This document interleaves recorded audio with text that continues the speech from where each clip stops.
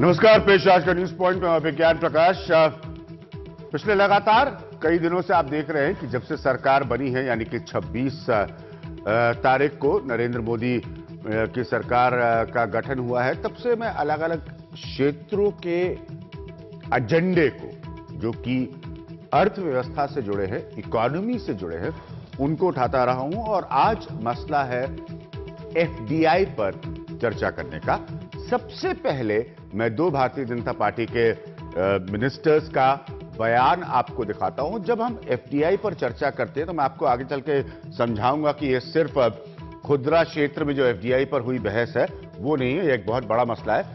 निर्मला सीतारमण का कहना है कि हम मल्टी ब्रांड रिटेल में एफडीआई के बारे में स्पष्ट कर चुके हैं कि अभी इजाजत देना ठीक नहीं है, क्योंकि मझौले और छोटे व्यापारी, छोटे किसान पूरी तरह से सशक्त नहीं है। अगर आप मल्टी ब्रांड रिटेल ट्रेड में एफडीआई की इजाजत देते हैं तो ये उन्हें प्रभावित कर सकता है। ये निर्मला सीतारमण, वाणिज्य और उद्योग मंत्री का कहना है। रविशंकर प्रसाद क्या कह रहे हैं? जिस तरह से पहले चीजें हुई हैं उसने निवेशकों के भरोसे को नुकसान पहुंचाया है और आपको उसे वापस लाना होगा। ये मेरा पहला कदम होगा, क्योंकि टेलीकॉम इंडस्ट्री में 100% एफडीआई की इजाजत है, इसलिए 100% एफडीआई को प्रोत्साहित करना होगा। पारदर्शी शासन में उन्हें भारत में आने में मदद करनी होगी। ये रविशंकर प्रसाद, टेलीकॉम मिनिस्टर का कहना है। अब आपको मैंने दो बयान दिखाए, एक जो कि पारंपरिक स्टैंड अब है भारतीय जनता पार्टी का, पहले से है, जैसे मैंने कहा पारंपरिक है, और दूसरा बयान जिस क्षेत्र में रविशंकर प्रसाद का जो कहना है कि जिस क्षेत्र में एफडीआई अलाउड है, यानी कि टेलीकॉम का वो जिक्र कर रहे थे, उसमें कैसे उनको इन्वेस्टर कॉन्फिडेंस को वापस लेकर आना है। मेरे साथ जो पैनल है उससे हम कोशिश करेंगे कि अलग अलग क्षेत्रों को, अलग अलग एरियाज को समझे। जहां तक एफडीआई का प्रश्न है, मेरे साथ भरत वर्मा होंगे जो कि एडिटर हैं इंडियन डिफेंस रिव्यू के। डिफेंस के क्षेत्र में एफडीआई एक बड़ा मसला रहा है।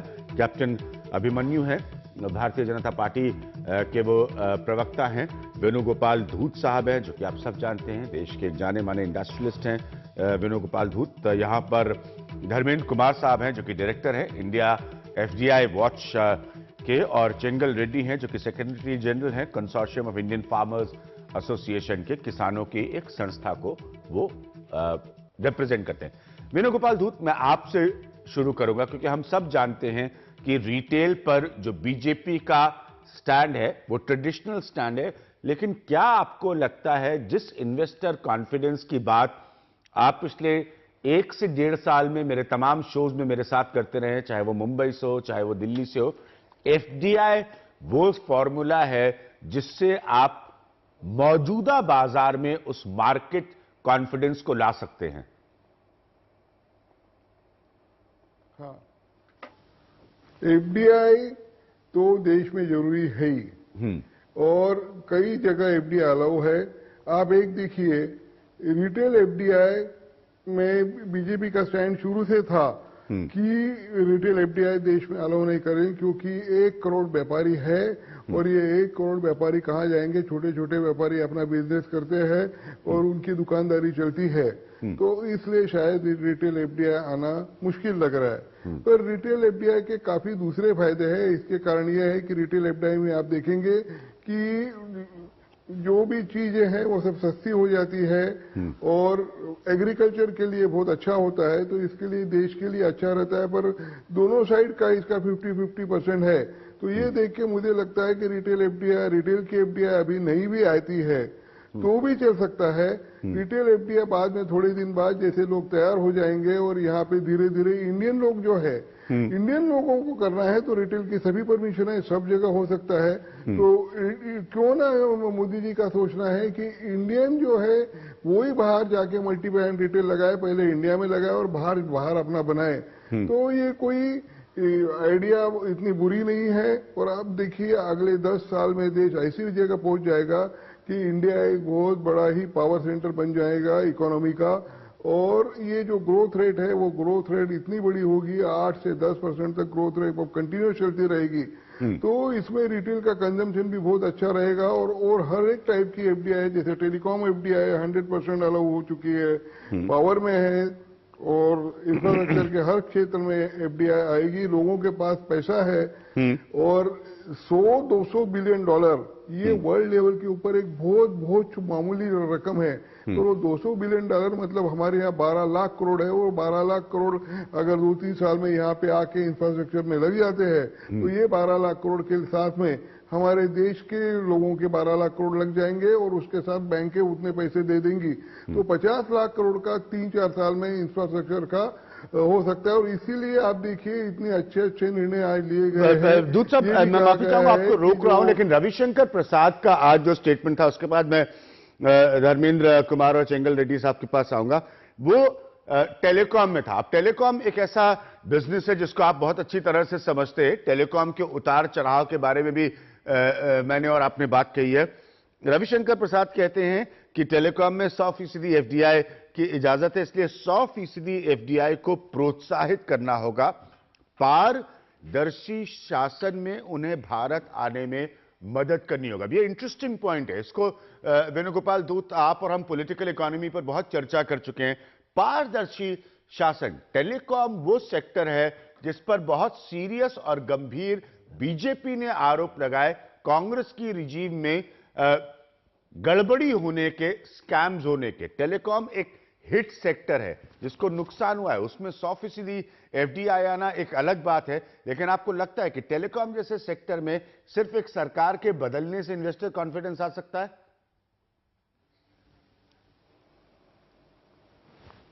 मुझे बता रहे हैं? जी जी, आपको पूछ रहा हूं कि सिर्फ एक सरकार के बदलने से क्या टेलीकॉम सेक्टर में इन्वेस्टर कॉन्फिडेंस आएगा? बिल्कुल, ये वो देखिए, पिछले सरकार को टेलीकॉम बिजनेस समझा ही नहीं, उन्होंने सब गलत डिसीजन ले लिए। नहीं तो आज आपको 10 पैसा मिनट में सब टेलीकॉम सर्विस 3G वगैरह सब मिल जाती थी। फॉरेन के इतने लोग यहाँ पे आ चुके थे, पर फॉरेन में अभी टेलीकॉम में अपना नाम बदनाम हुआ है। पर अभी नई सरकार आई है, नई सरकार, रविशंकर प्रसाद जी ने पहले ही कहा है कि ये जो नुकसान पहुंचा है वो मैं वापस लेके आऊंगा। फॉरेनर्स के आए हैं, आप देखिए यहाँ 5 बड़ी फॉरेन कंपनियों को स्थान हो सकता है, और वो ये आपस में कंपटीशन करके ग्राहकों को बहुत बड़ा फायदा देगी। अभी 3G 4G ऐसी कोई सी सर्विसें आ रही है, और 3-3, 4-4 हजार रुपए में बहुत अच्छे मोबाइल फोन मिल रहे हैं। तो इसका सबका उपयोग करके देश में आगे जाने के लिए बड़ी बड़ी कंपनियां यहाँ पे आना जरूरी है। अभी सिर्फ एक ही वोडाफोन फॉरेन कंपनी है, पर वोडाफोन जैसी और भी 10 कंपनियां वर्ल्ड में हैं। वो सब चाहते हैं कि हमें भी इंडिया आना है। यहाँ 125 करोड़ का मार्केट है, इतना बड़ा मार्केट एक साथ में कहीं भी नहीं है। आप कह रहे हैं कि गलत पॉलिसी थी टेलीकॉम में, वो पॉलिसी बदलेंगी तो वो इन्वेस्टर कॉन्फिडेंस आएगा। हम अलग अलग, जी मैं समझ रहा हूं वेणुगोपाल दूत, मैं जिसमें मैंने कहा इस विषय पर धर्मेंद्र कुमार, पॉइंट ये है कि जिसमें मैंने कहा रिटेल में बीजेपी का अपना स्टैंड जो है वो पारंपरिक है, पुराना है। पॉइंट ये है कि जब आप टेलीकॉम की बात करते हैं, मैं रविशंकर प्रसाद के स्टेटमेंट को पढ़ा था, मैं वेणुगोपाल दूत की इस बात से इत्तेफाक रखता हूं कि नीतियों में समस्या हुई और इसलिए, लेकिन जब वो कहते हैं कि पारदर्शी शासन, अब टेलीकॉम एक ऐसा सेक्टर है जिसमें पिछली सरकार के समय इंटेंस करप्शन की शिकायत की गई। आपको लगता है कि ये खाली एफडीआई का आंकड़ा है या वाकई कॉन्फिडेंस लाएगा? एक तो ओवरऑल पॉजिटिव सेंटिमेंट मार्केट के अंदर दिख रहा है, ठीक है, लेकिन जहां तक एफडीआई अट्रैक्ट करने का सवाल रहा है, इसमें मुझे लगता है कि पिछले जब से लिबरलाइजेशन का दौर शुरू हुआ 1991 से 2006 तक तो हमने इस पर बिल्कुल ध्यान नहीं दिया और बिल्कुल नेग्लिजिबल एफडीआई हमने अट्रैक्ट किया है। 2006 में हमने रीडिफाइन किया एफडीआई को, उसकी वजह से वो डेटा थोड़ा हमें वैल्यूएबल दिख रहा है। 30 बिलियन पर मतलब एनम आप एफडीआई अट्रैक्ट कर रहे हैं टुवार्ड्स 2006 टू 2013-14। लेकिन उसके अंदर जो पहलू है इस डिबेट के अंदर, जो एफडीआई अट्रैक्ट हो रहा है वो कहां से आ रहा है, किस रूट से आ रहा है, किस लिए आ रहा है। देखिए, दो तरह के एफडीआई हैं। एक है जो आप नया स्ट्रक्चर क्रिएट करते हैं, जिसे हम ग्रीन फील्ड बोल रहे हैं। दूसरा है मर्जर एक्विजिशन वाला, जहां आप ऑलरेडी एक एग्जिस्ट कर रहा है स्ट्रक्चर, उसको आप एक्वायर कर ले रहे हैं। तो जो तमाम लॉजिक है एफडीआई के फेवर में, टेक्नोलॉजी ट्रांसफर होंगे, जॉब क्रिएट होंगे, प्रोडक्शन बेस इंक्रीज होगा, वो मर्जर एक्विजिशन पे लागू उस तरह से नहीं हो पाता।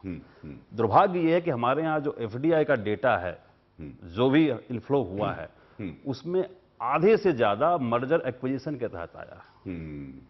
नंबर तो रियल इंफ्रास्ट्रक्चर में उतना पैसा नहीं आया है। मैन्युफैक्चरिंग में जो हमारा प्राइम एम था 1991 के समय में कि हम मैन्युफैक्चरिंग में इसको ड्रॉ करेंगे, अट्रैक्ट करेंगे, उसमें हम कंप्लीटली फेल्योर रहे हैं। अब सर्विसेज के अंदर इसका फोकस रहा है। अब तक 60% के अराउंड जो है वो सर्विसेज में आ रहे हैं। तो कैसे इसको मैन्युफैक्चरिंग में लाया जाए, अट्रैक्ट किया जाए, इसके लिए आपसे लंबे बनी हुई है। इन विषयों को समझते हैं। मेरे साथ भरत वर्मा भी मौजूद है। डिफेंस में एफडीआई पर भरत से खासतौर पर बात करेंगे। कैप्टन बनी ये, क्योंकि ये सब ये ना सुनने में लगता है साहब, चलिए एफडीआई का एक पॉलिटिकल बवाल हुआ, मैं उसमें अब कतई नहीं जाऊंगा, जो कि रिटेल को लेकर हुआ, ये स्पष्ट करना सबको बहुत जरूरी। लेकिन जब आप ये कहते हैं कि आप 100% मान लीजिए टेलीकॉम जैसे सेक्टर में एफडीआई है, लेकिन एक बहुत ही करप्टेबल सेक्टर माना गया है टेलीकॉम को। वेणुगोपाल धूत ने बिल्कुल सही कहा कि आपकी अंतर्राष्ट्रीय छवि को नुकसान हुआ, क्योंकि आपके उस सेक्टर में मैल प्रैक्टिसेस की और गलत नीतियों के आरोप लगे, जो करप्शन में रिजल्ट किया। आप ऐसा क्या करेंगे कि वो कहेंगे हाँ 100% का 100% पैसा हम आपको टेलीकॉम में देंगे? अभिज्ञान जी, करप्शन का और एफडीआई का कोई संबंध नहीं है। करप्शन तो एक सरकार की अपनी कार्यशैली है। ठीक है। और यूपीए सरकार में जिस प्रकार से हमने देखा, केवल टेलीकॉम के अंदर ही नहीं, हर सेक्टर के अंदर करप्शन हो रहा था। यहां तक कि जो एफडीआई मल्टी ब्रांड रिटेल के अंदर भी वॉलमार्ट ने अपना इंटरनल इंक्वायरी करके इस बात को स्थापित किया यूएसए के अंदर कि भारत के अंदर अब तमाम क्लियरेंसेज लेने के लिए करप्शन हुई है। भारत सरकार ने उस पर जांच की नहीं की, वो विषय अलग है, परंतु हमारी सरकार का हमने शुरू से ही करप्शन, भ्रष्टाचार और कुशासन को एक मुद्दा बना करके हमने इस पूरे चुनाव को लड़ा है। और नरेंद्र भाई मोदी जी के नेतृत्व में आज देश यह संकल्प लेकर के चला है कि सबसे पहला प्रहार हमने मुद्रास्फीति, इन्फ्लेशन के बाद अगर किसी चीज के ऊपर शुरू दिन से करना है, वो है भ्रष्टाचार को जड़मूल से समाप्त किया जाए, चाहे वो किसी भी क्षेत्र में हो। तो भ्रष्टाचार को एफडीआई से उसका कोई संबंध बना करके देखेंगे, मुझे लगता है कि वो दोनों विषय बिल्कुल अलग है अपने आप में। मुझे बिल्कुल नहीं लगता कि दोनों विषय बिल्कुल अलग है, क्योंकि जब एक घबराहट पैदा होती है लोगों के भीतर ये देखते हुए कि तंत्र और सिस्टम करप्ट है, तो वो घबराते हैं अपना पैसा डालने में। जैसे उस संदर्भ में मैं आपसे सहमत हूं, बिल्कुल आप ठीक कह रहे हैं। उस दृष्टि से निश्चित तौर पर जिस भी इकोनॉमी के अंदर उसकी जो गवर्नमेंट है, उसका स्टेट है, उसकी पॉलिसी मेकिंग के अंदर कंसिस्टेंसी नहीं होगी, वहां पर पुराने समय से एक्सपोस्ट फैक्टो, वहां पर कानून टैक्स के लगाए जाएंगे और उसमें पॉलिसी पैरालिसिस की स्थिति होगी, इंफ्रास्ट्रक्चर प्रोजेक्ट की क्लियरेंसेज नहीं होगी या करप्शन होगी, तो एफडीआई उसमें नहीं आ सकता। एफडीआई के निवेश के लिए सरकार को एक माहौल वातावरण बनाना पड़ता है। भरत, आप कुछ कह रहे थे? मैं एक पॉइंट इसमें ऐड करना चाहता हूं जी, कि आप एफडीआई नहीं लाते हैं, लेकिन आप घर में जो भी डील्स करते हैं, आप एचएएल में डील करते हैं, अब उसमें कोई एफडीआई नहीं आ रही है, आप पैसा दे रहे हैं, उसमें भी करप्शन है। तो जो ये कह रहे हैं कि एफडीआई और करप्शन या दूसरे तंत्र में जो करप्शन है वो हमारी कमी है, उसको अगर हम एनवायरनमेंट को ठीक कर दें, ट्रांसपेरेंसी ले आए, तो वो करप्शन काफी नीचे आ वो डिलीवरी मैकेनिज्म जिसे हम अंग्रेजी के फ्रेज में कहते हैं। वैसे चेंगल रेड्डी साहब, मैं उनके पास जा नहीं पा रहा हूं। सर, आपको लगता है कि जो पारंपरिक स्टैंड है भारतीय जनता पार्टी का रिटेल पर, उसको दोहराने की जरूरत नहीं, बीजेपी ने अपने मैनिफेस्टो में वो बात कही है, लेकिन जो बाकी क्षेत्रों में एफडीआई खोलकर भारतीय जनता पार्टी एक माहौल बनाना चाहती है, क्या वो सोच बीजेपी की सही है? मेरी हमेशा से सोच रही है कि मैंने वाजपेयी सरकार को बहुत करीब से देखा, उस सरकार की इकोनॉमिक डिसीजंस में और कांग्रेस की इकोनॉमिक सोच में बीजेपी और कांग्रेस में ज्यादा फर्क मैं नहीं मानता, कम से कम। रेड्डी साहब, देखिए 1990 से जो लिबरलाइजेशन हुआ जी, वो टाइम से जो है टेक्नोलॉजीज, इन्वेस्टमेंट्स, फ्री मार्केट्स जो बोलते हैं हम लिबरलाइज्ड पॉलिसी, उसमें एफडीआई भी शामिल है। अब एफडीआई क्यों लाया हम? पिछले अगर देखें तो पिछले 20 साल के पहले इंफ्रास्ट्रक्चर में, ऑटोमोबाइल में, एरोनॉटिक्स में, टेलीकॉम में, सब चीजों पे लाया। इसका 4-5 कारण है। एक जो सबसे बढ़िया कारण यह है कि हमारी देशवासियों को ये जो टेक्नोलॉजीज चाहिए, अच्छा टेक्नोलॉजीज लाने के वास्ते इन्वेस्टमेंट होना, अच्छा, इन्वेस्टमेंट आए तो, टेक्नोलॉजी इन्वेस्टमेंट आए तो दैट विल, ये जो हमारी देश का इकोनॉमी बढ़ जाएंगे। और ये तो अच्छा, तो आखिरी में क्या है, हम देशवासी जो है दूसरे देश से हम कॉम्पिटिटिव भी बन सकते हैं। अब देखिए हमारा एयरपोर्ट्स है, रोड्स है, इंफ्रास्ट्रक्चर हर वे बराबर है, सब दोस्तों से बराबर है। यहाँ क्या है, ये 20-25 साल में जो भी पॉलिटिकल पार्टियां आए, जहां तक ये एफडीआई का मामला, वो जो नेशनल इकोनॉमी, एम्प्लॉयमेंट, एफिशिएंसी, इनकी वजह से सोचे। यहां तक कि जो सब लोग बोले थे अब करप्शन अलग चीज है। देखिए करप्शन इधर है उधर है, सब जगह पे है। अगर एफडीआई आए तो भी वही है, नहीं आए तो भी अगर है। यहां हमारी जो एफडीआई रिटेल के, जहां तक एफडीआई रिटेल के बारे में हमारी जो किसान की सोचना ये है। अब देखिए पिछले हम जो सोचना जरा अलग सोचते, अब इस वक्त क्या है, इस वक्त जो रिटेल है, एग्रीकल्चर सेक्टर में रिटेल है। अब आप देखिए पिछले 10 साल से यूपीए इतना सताया था इन्फ्लेशन, एक जो है vegetables, fruits, milk and meat, ज्यादा से ज्यादा इसी में हुआ। अच्छा, अभी भी एनडीए के सामने यही जो है, कल से एनडीए के सामने यही प्रॉब्लम्स आने वाले हैं। अब देखिए प्याज जो है सांगली में, समझो वो 30 रुपए में वहां किसान बेचते, एक 24 आवर्स के अंदर वो आजादपुर मंडी आके खान मार्केट पहुंचने में 100 रुपए हो जाता। क्यों हो रहा? तो इसके ऊपर हमारी जो सजेशन था पहले से गवर्नमेंट को, कि जो एग्रीकल्चर सेक्टर में, अब देखिए 1,20,00,000 का जो एग्रीकल्चर मैं समझ रहा हूं सर आपके पॉइंट को, मैं समझ रहा हूं, मैं ले रहा हूं यहां पर, मैं आपको माफ करिएगा रोक रहा हूं यहां पर। मैं समझ रहा हूं आपके पॉइंट को, क्योंकि आप ये मैंने हमेशा इस पर चर्चा की कि ये तो बड़ी मूल समस्या है कि जिस उत्पादन को आप पैदा करके जिस बाजार में बेचते हैं और वो एक बाजार से दूसरे बाजार शिफ्ट होते होते तक उसकी कीमत 5 गुना हो जाती है।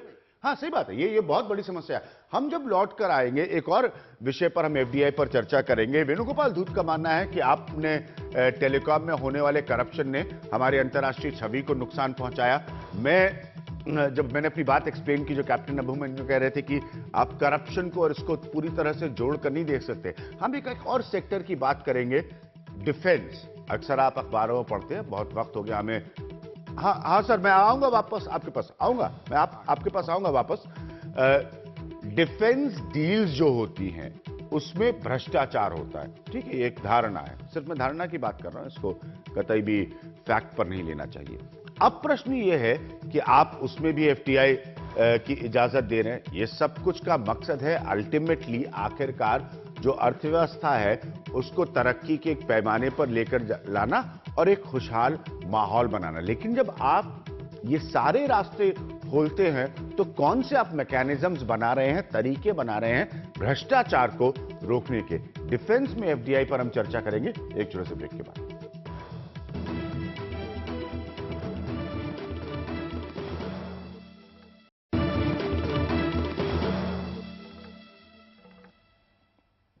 जैसे मैंने कहा कि यह बड़ा गंभीर विषय, इसको समझना। डिफेंस पर हम एफडीआई की बात करते हैं, आप अक्सर पढ़ते हैं, क्योंकि ये एक ऐसी चीज है जिसके बारे में जो रक्षा से जुड़े मसले होते हैं या सौदे होते हैं, उनको राष्ट्रीय सुरक्षा के कारणों से उनको सार्वजनिक नहीं किया जाता है, लेकिन उन पर भी समय अंतराल आरोप लगते रहे। अब जब आप इस तरह के सेक्टर को खोलते हैं, इसका मतलब और मकसद क्या होगा? बेस्ट पर्सन भरत उसको एक्सप्लेन करेंगे। भरत, अब आप जब ये सोचा समझा फैसला है, ये छोटा फैसला नहीं है मेरे हिसाब से। अगर आप बाकी मुल्कों को देखें, ये छोटा फैसला नहीं होता कि आप डिफेंस को पूरी तरह से खोल दें। शायद आम आदमी से सीधा जुड़ा नहीं हो, लेकिन देश की रक्षा और सुरक्षा से जुड़ा है। आपको लगता है मूलतः सही फैसला है? Foreign defence direct investment defence sector में इसलिए जरूरी है कि जो सबसे ज्यादा सेंसिटिव टेक्नोलॉजीज हैं वो डिफेंस की हैं, not telecom, not anything. The most it because वो युद्ध से डायरेक्टली, तो उसमें नई चीजें बन, और वो इतनी तेजी से मूव कर रही हैं। और हम क्या कर रहे हैं, हम मॉडर्नाइज कर रहे हैं बैलगाड़ी को बार बार। तो आपके पास जब तक एफडीआई नहीं आएगी और आप ज्वाइंट कोलैबोरेशन नहीं करेंगे तो ट्रांसफर ऑफ टेक्नोलॉजी नहीं होगा।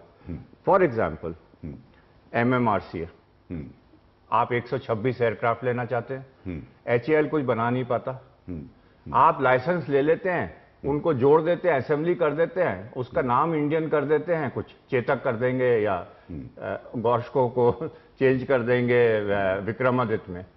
लेकिन प्रॉब्लम ये होती है कि अगर आप जॉइंट कोलैबोरेशन यहां ले आते हैं, लेट्स से रफाल के साथ जो MMRCA दे रहा है आपको, उसमें क्या होगा कि उनके पास टेक्नोलॉजी है, उनको आप 49% FDI दे दीजिए, इवन हायर दे दीजिए, आपकी यहां मैन्युफैक्चरिंग शुरू हो जाएगी उनको अपने प्राइवेट पार्टनर के साथ, बिकॉज गवर्नमेंट सेक्टर अभी एफिशिएंट नहीं है।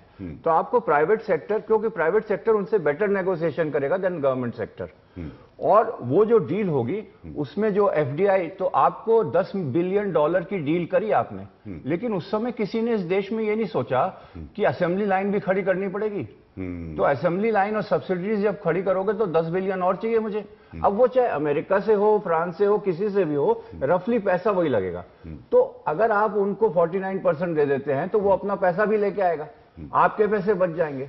अच्छा, फिर एविएशन में क्या है, it is interlinked with civil, it is not just fighter aircraft, वो लग्जरी जेट्स भी बनाता है, वो एडवांस UAV, नहीं इसको एक मिनट मुझे कंप्लीट समझाने दीजिए, वो UAVs भी बनाता है। तो आपके यहाँ एविएशन इंडस्ट्री में बहुत सारी चीजें इमीडिएटली लेटेस्ट फोर्थ जनरेशन की आ जाएंगी, और वो अपनी FDI भी लेके आएगा, तो उसको मुनाफा होगा, पर वो बिलियंस ऑफ डॉलर की रिसर्च आपको ट्रांसफर भी करने को तैयार है उसके कारण। और इससे जो सिविल इंडस्ट्रीज को स्पिन ऑफ होगा और स्मॉल मैन्युफैक्चरिंग इक्विपमेंट वालों को जो होगा, क्योंकि thousands of sub assemblies have to be made by small manufacturers, तो वो सब उसके साथ ग्रो करेंगे। तो इसका जो इंपैक्ट है वो सिविल इंडस्ट्री को बहुत जबरदस्त स्पिन ऑफ्स मिलेंगे। एक एग्जांपल मैं आपको एग्जांपल मैं एक यहां पर एक और क्लैरिटी लाना चाहता हूं। हाँ। इंडियन हॉस्पिटल्स आज बहुत मॉडर्न हॉस्पिटल्स हैं, जैसे अपोलो है, मैक्स है, और उनमें सब इंपोर्टेड इक्विपमेंट लगा हुआ है। आप कोई भी अपना टेस्ट कराने जाइए, इंपोर्टेड टेक्नोलॉजी है, लेकिन वो पैसा कमा रहे हैं, फॉरेन डॉलर्स कमा रहे हैं। कैसे कमा रहे हैं? मेडिकल टूरिज्म से, बिकॉज इट इज चीपेस्ट। तो ये नहीं है कि वहां से इक्विपमेंट शुरू में आ जाएगा तो आप कमा नहीं सकते। तो बहुत सारे इसमें फैक्टर्स हैं। आप वेणुगोपाल धूत, कैप्टन अभिमन्यु के पास आने से पहले आपको लगता है कि डिफेंस जैसे एरिया में FDI जो भरत वर्मा कह रहे हैं, उससे बाकी उसके प्रभाव से, उसके असर से बाकी इंडस्ट्रीज को भी लाभ हो सकता है?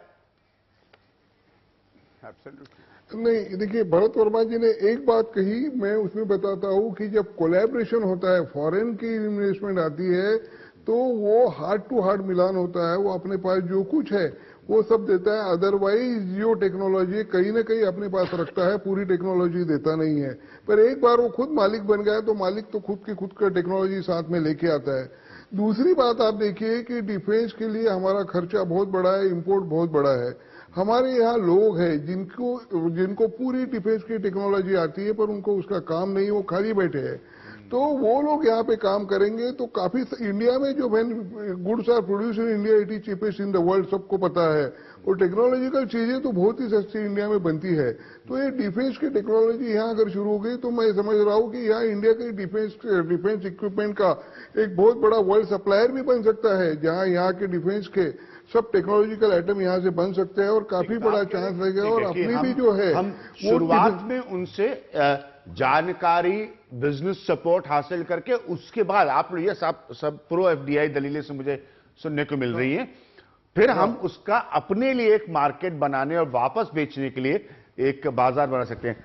डिफेंस में FDI पर बीजेपी के मैनिफेस्टो में अभिमन्यु DRDO को मजबूत करने की बात कही गई है। इसका मतलब क्या? DRDO पर बहुत सारे भारत मेरी बात से इत्तेफाक रखेंगे, जानकारों का बड़े धीमी गति से काम करने का बड़ा लगातार कंसिस्टेंट आरोप लगा है।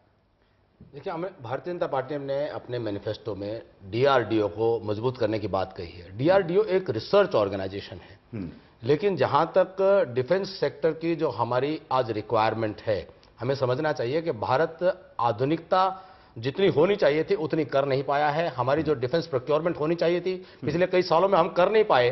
केवल मात्र के इंपोर्ट करने के लिए पैसा नहीं था, करंट अकाउंट डेफिसिट को कंट्रोल करना था। ये उस बहाने से कि हम भ्रष्टाचार को रोकने के लिए चीजों को एक प्रकार से पूरी खरीद को रोका गया। और लेकिन जो देश की आवश्यकता थी, आज मैं एक पूर्व सैनिक होने के नाते वास्तविकता देश की जो है सबके सामने रहे कि हमारी जो डिफेंस प्रिपेयर्डनेस, आर्मामेंट की, वेपनरी की, इक्विपमेंट की और एम्यूनिशन की जितनी होनी चाहिए उतनी तैयारी नहीं है। अब इन सब चीजों को पूरी करने के लिए अगर हम बाहर से खरीदते हैं तो ये इतना जबरदस्त ब्लीड हमारी इकोनॉमी को ये कर सकता है। उसके लिए हमको जरूरत है, आवश्यकता है कि इंडिजिनस प्रोडक्शन बढ़ाएं। इंडिजिनस प्रोडक्शन एक दिन में बढ़ेगा नहीं, डीआरडीओ को स्ट्रेंथन करना है, जरूर करना है, लेकिन एफडीआई डिफेंस सेक्टर प्रोडक्शन आएगा। डिफेंस इंडस्ट्री में एफडीआई की इजाजत, खाली मैंने आपके इसको थोड़ा सा एक्सप्लेन कर सकते हैं? मैं इसमें जरूर करना चाहूंगा कि जो डिफेंस सेक्टर, कौन सी इंडस्ट्रीज होंगी चुनिंदा, इसके अंदर आप जो हमारे देश की आज आवश्यकता है, जैसे फॉर एग्जांपल है कि एम्यूनिशन की आवश्यकता है या हमारे कुछ इक्विपमेंट्स की आवश्यकता है, जिसकी टेक्नोलॉजी ट्रांसफर में कोई बहुत बड़ा इश्यू नहीं है, वो छोटी छोटी परचेजेज भी बहुत बड़ा अमाउंट बनती है। अब वो इक्विपमेंट हमारे देश में बनता है। फॉर एग्जांपल आपके व्हीकल्स हैं, टाटा व्हीकल्स हैं या दूसरे और व्हीकल्स हैं, बहुत बड़ी खरीद है, वो यहां देश में आसानी से बन सकते हैं। और वो जब देश में बनेंगे, डिफेंस की खरीदी होगी तो कितनी local medium and small enterprises जो हैं उनको, मैन्युफैक्चरिंग सेक्टर को कितना बड़ा बूस्ट मिलेगा। हमारे पास सब कुछ है, उन चीजों के लिए टेक्नोलॉजी भी है, उन चीजों के लिए हमारे पास स्किल्स है, ह्यूमन रिसोर्स में हमारे पास सफिशिएंट कैपिटल भी है। लेकिन जहां पर बड़ा इक्विपमेंट है और उसके लिए हमको बड़ी कैपिटल चाहिए, तो वो एफडीआई, जैसे भरत जी कह रहे थे कि वो राफेल जो है वो पूरा लेकर के आए, पूरा टेक्नोलॉजी अपने लेकर के आए, असेंबली लाइन लेकर के आए। धर्मेंद्र, बहुत जल्दी से, मैं सिर्फ 1 मिनट का समय उसके बाद रिस्पॉन्ड करना चाहते हैं कि आपको लगता है सोच के तौर पर यह सही होगा? क्योंकि हम लोग बार बार तमाम पेपर्स, जर्नल्स ये बात छापते रहे कि साहब जानकारी और रिसर्च की कमी की वजह से, आप, हमारे पास टैलेंट की कमी है लेकिन उसकी कमी की वजह से आप मार खा जाते हैं। नहीं, देखिए, एक तो सुनने में काफी अच्छा लगता है कि हाँ, एफडीआई आएगी, टेक्नोलॉजी आएगी, लेकिन ऐसा अनुभव नहीं है, ऐसा अनुभव नहीं है। तो मैं कह रहा था कि जो एफडीआई आ रही है उसका जो नेचर है वो बिल्कुल दूसरे तरह का नेचर है। वो प्रोडक्शन बेस को इंक्रीज नहीं कर रहा। डिफेंस के अंदर भी अभी जो ट्रेंड है, जो आप लोकल मैन्युफैक्चरिंग, व्यापारिक व्यवस्था ज्यादा है, और जो डोमेस्टिक प्रोडक्शन भी कर रहे हैं इसके लिए आप असेंबलिंग कर रहे हैं। तो आप और डिपेंडेंट होना चाह रहे हैं फॉरेन टेक्नोलॉजी पे, तो आप अपनी कैपेसिटी कब बिल्ड करेंगे? ठीक है, भरत आप कुछ कहना? फॉरेन टेक्नोलॉजी पर हम डिपेंडेंट नहीं हो रहे हैं। आप आज की तारीख में जो लोग फौज में नहीं रहे हैं वो चाहते हैं कि फौज बैलगाड़ी को HAL मॉडर्नाइज करते रहे, वो जो पुरानी एम्बेसडर फिएट थी उसमें कुछ डालते रहे और युद्ध में सिपाही मारा जाए, उसका कॉन्फिडेंस खत्म हो जाए। दूसरी चीज, हमको बहुत होलिस्टिकली सोचना है। फॉर एग्जाम्पल, बेरेटा है अमेरिकन कंपनी, और मैं बड़े कॉन्क्रीट एग्जाम्पल दे रहा हूं, इटालियन कंपनी, वो राइफल्स बनाती है, पिस्टल्स बनाती है, कार्बाइन बनाती है। बीएसएफ ने करीब 4000 इंपोर्ट किए हैं वहां से। अब ये जो सिस्टम है उनका, वो हर चीज क्लोज कॉम्बैट इक्विपमेंट के लिए बनाती है। तो उसमें जो हायर ग्रेड मॉडल है वो आर्मी को चाहिए, लोअर ग्रेड मॉडल पैरामिलिट्री को चाहिए, उससे lower grade model state police को चाहिए, चाहे वो पिस्टल हो चाहे कार्बाइन हो।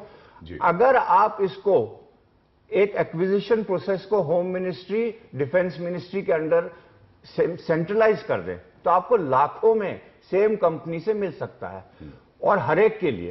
तो जब आपको लाखों में मिल सकता है तो आप बोलिए कि यहां पर आप 49% पकड़िए, फैक्ट्री लगाइए, 51% हमारा है, और आप यहां लाखों में मैन्युफैक्चर करिए जिससे हमारे बीएसएफ को भी सप्लाई हो, आर्मी को भी। तो होलिस्टिकली अगर आप उसको देखेंगे तो आपकी जो आज जरूरत है, चाहे, ठीक है, आप कह रहे हैं कि ठीक, अब मैं आपके पॉइंट समझ रहा हूं, लॉन्ग टर्म। अब मैं एक छोटी सी बात पर यहां पर ब्रेक ले रहा हूं। उसके बाद मैंने कहा बहुत जानकार लोग हैं, मैं रेड्डी साहब के पास नहीं जा पाया हूं, आपको एक लाइन पढ़कर सुनाऊंगा, क्योंकि जैसे मैंने कहा यहां पर तुलनात्मक अध्ययन बहुत जरूरी है। कांग्रेस के घोषणा पत्र की एक लाइन पढ़कर सुना रहा हूं, उसका वापस आएंगे हम एफडीआई की बड़ी बहस पर।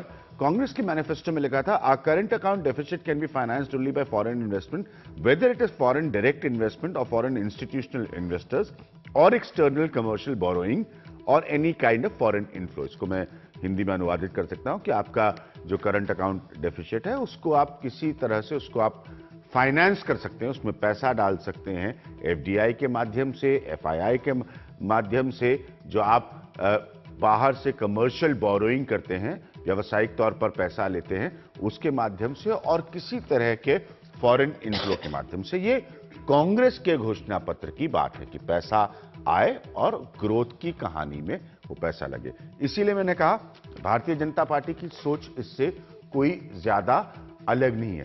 कांग्रेस अपनी सोच में गलतियां कर चुकी है, नीतियों के एग्जीक्यूशन में, उनको लागू करने में। बीजेपी के लिए एफडीआई के मसले पर क्या क्या सबक हैं कांग्रेस के तजुर्बे से, हम उस पर आएंगे एक छोटे से ब्रेक के बाद।